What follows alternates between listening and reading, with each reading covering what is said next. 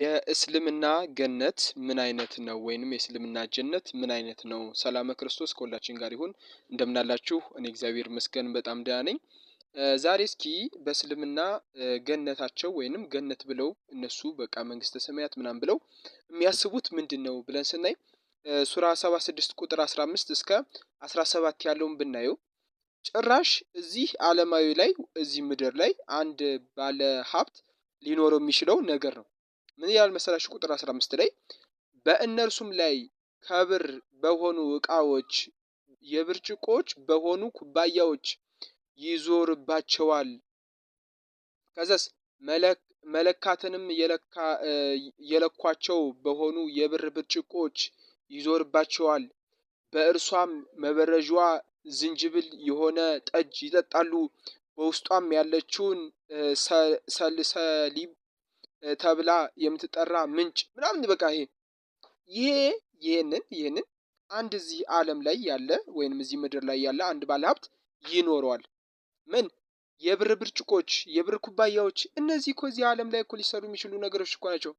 ይሄ በዚህ በምድር ላይ ያልተሳካለት የሆነ በሰማይ በፈጣሪ ዘንድ ይሄ አገኘዋለሁ ብሎ የሚጓጓ አይነት አለ አይደል? የሆነ ብር አገኝ እዚህ ብር ሰው ያጣ በሰማይ ብር አገኛለሁ ብሎ የሚያስብ ማለት እኮ ነው። ይሄ የህልም ቅዠት የሆነበት እንደዛ አይነት ሰው ነው እንጂ እንደዚህ ሊል የሚችለው ይሄንን አንድ ነብይ ወይንም አንድ ከፈጣሪ ዘንድ የተላከ እንደዚህ አይነት ነገር ሊል አይችልም። ቢል ለራሱ ምንድነው ይሄ አንተ ዓለማዊ ነህ እንጂ መንፈሳዊ አይደለም ተብሎ ይወገዛል ያ ሰውዬ ማለት ነው። እና ይሄ እዚህ ዓለም ላይ በቃ አለ አይደለ ዓለም ላይ የሆኑ ነገሮችን በቃ እንትን ማለት ይሄ የዝንጅብል ጠጅ መበረዣዋ የዝንጅብል የሆነ ጠጅን ይጠጣሉ። በዚህ ጠጅ ስላልጠጡ ማለት ነው። በዚህ ጠጅ አይጠጡም። ከዛስ በገነት ግን ጠጅ ይጠጣል። ምን አይነት ጠጅ? ያውም መበረዣዋ የዝንጅብል እዚህ ምድር ላይ እንደውም የዝንጅብል ጠጅ ይታወቃል። የማር ጠጅ ነው የሚታወቀው። እዛ ግን የዝንጅብል ጠጅ ማለት በጣም ሊሰክሩ ሁላ ይችላሉ ማለት። ሰክረው ምን ሊያደርጉ ነው ስንል ሰክረው ምን ሊያደርጉ ስንል ሆራ ላይን የሚባሉ አሉ። እነዛ ሆራ ላይን ምን ሊያደርጉ ማለት ነው? ሊደረምሱ። ሌላ ምንም ስራ የላቸውም። እዚህ አንድ 4 ሚስቶች ይገባል። ከዛስ በኋላ እዛ ደግሞ 72 ሆራ ላይን ይሰጠዋል።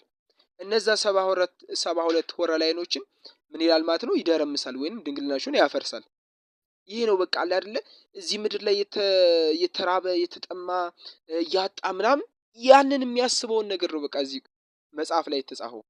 እና ይሄ ሐሰተኛ ከፈጣሪ ያልሆነ መጽሐፍ ነውና ወደ እውነተኛው ወደ ኢየሱስ ክርስቶስ መንገድ እውነት ሕይወት ወደ ሆነው ወደ ኢየሱስ ክርስቶስ እንድትመጡ ጥሪ ያቀርብላችኋለሁ። ሁላችሁም ይሄን አካውንት ፎሎ እያደረጋችሁት አንዳንድ ጊዜም ኮፒ ሊንክ እያደረጋችሁት